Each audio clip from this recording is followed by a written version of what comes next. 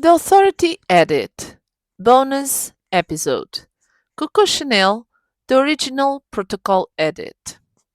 Welcome back to the Authority Edit. This is our first bonus episode, and I want to tell you why I'm doing this at all. Because strategic image doesn't exist in a vacuum.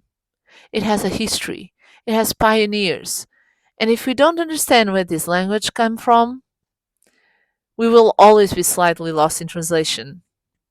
So today, we're talking about Coco Chanel.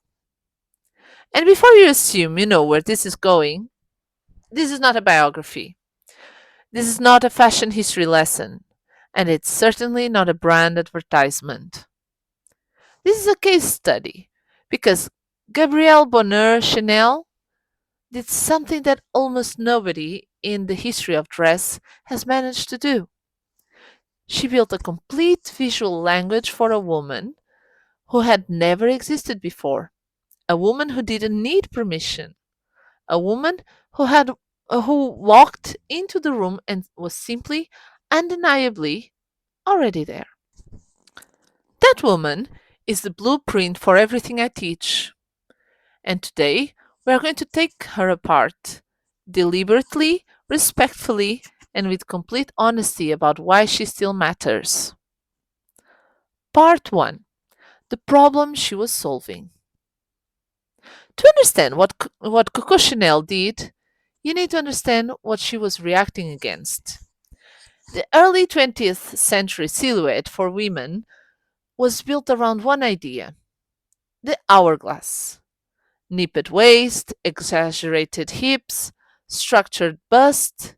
It was a silhouette that communicated one thing above all else: availability, decorativeness, the body as object of aesthetic consideration rather than instrument of action. And Chanel looked at the silhouette and essentially said, no.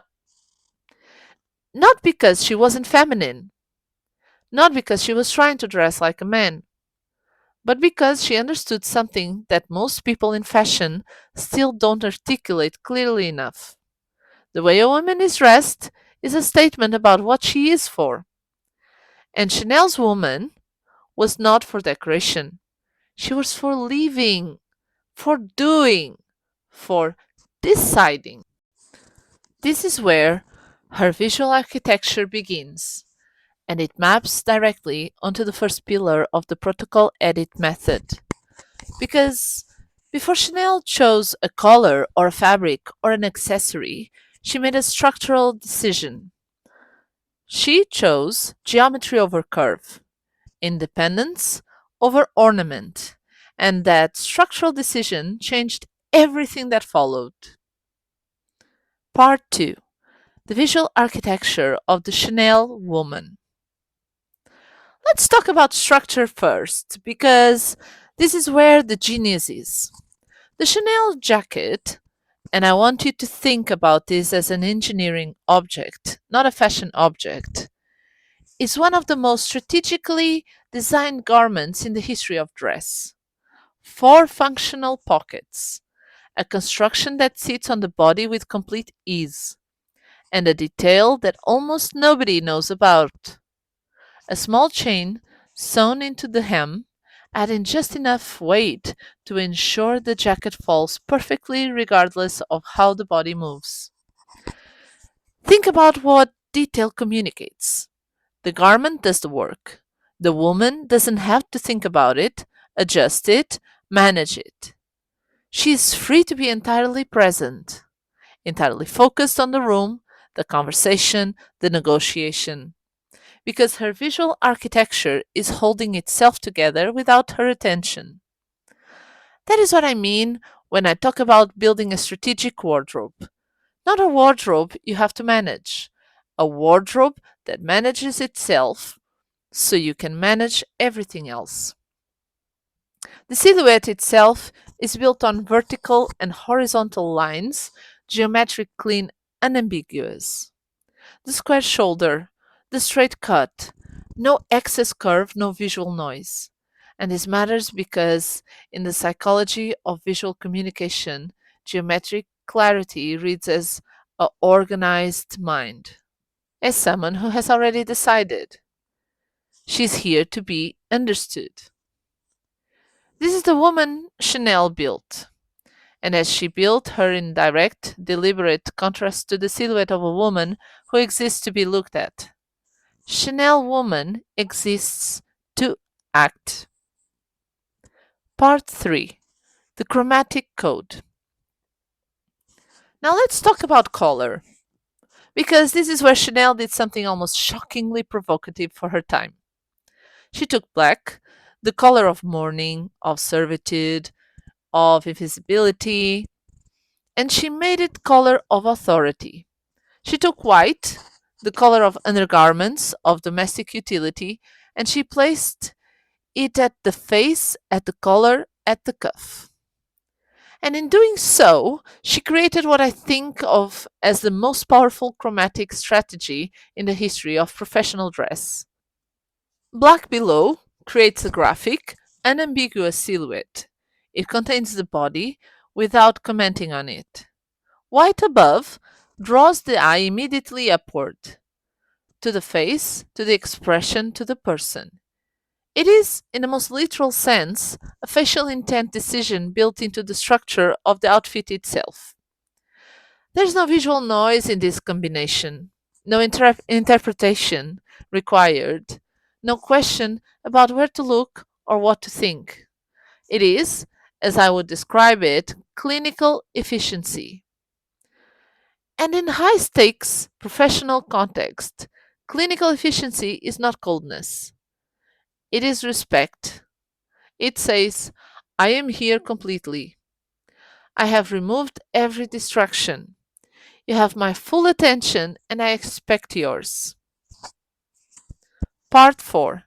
The Androgynous Muse and the Art of Strategic Underdoing. Here is where Chanel gets truly interesting, and where most people miss the point entirely. The Chanel woman mixes tweed with a heavy, traditionally masculine fabric with cascading pearls. She pairs structure with softness, weight with delicacy. And the result is not confusion, it is tension. Intentional, controlled, magnetic tension. This is what I call the androgynous muse. Not a woman trying to look like a man, but a woman who has taken the visual language of power that was available to men and made it entirely unapologetic her own. She is not borrowing authority, she's claiming it. And then, and this is the detail I want you to remember, she takes something off before she leaves the house. This is perhaps the most sophisticated style principle ever articulated.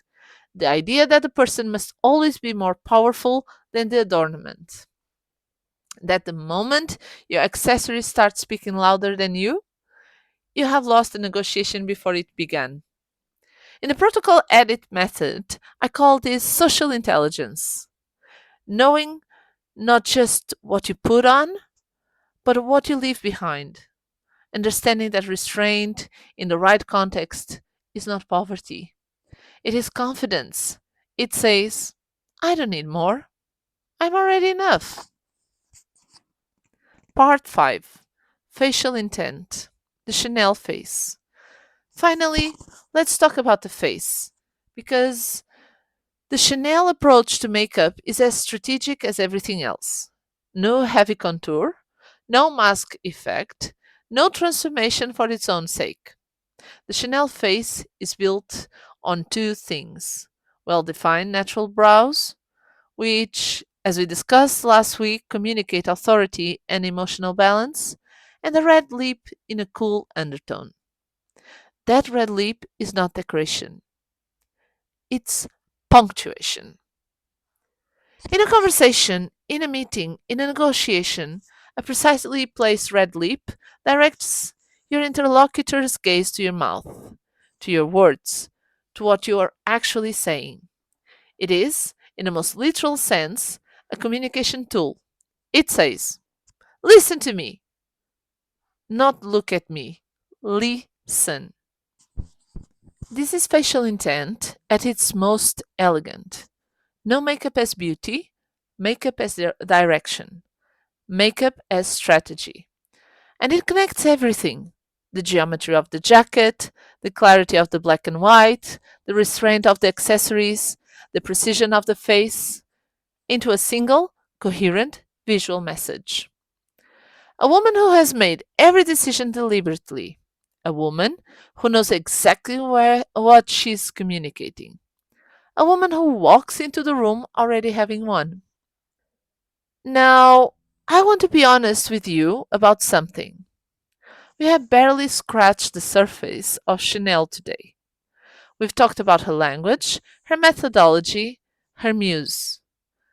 But here's an entire conversation to be had about her symbols specifically: the interlocked C, the 255 bag, the camellia, the pearls, and what each of them communicates as a strategic object rather than a status symbol. That conversation is coming. In season 2, we're going deep into the visual symbols of the most enduring fashion houses, what they were designed to communicate, whether they still communicate it, and how executive women can use them deliberately rather than decoratively. But for now, take one thing from today. Chanel didn't build a look, she built a language, and every element of that language was in service of one idea: a woman who is completely, undeniably present. This is what the protocol edit method is built on. And that is what we are going to keep building together. I'll see you next week. We're back to methodology with episode 4, The Color of Authority.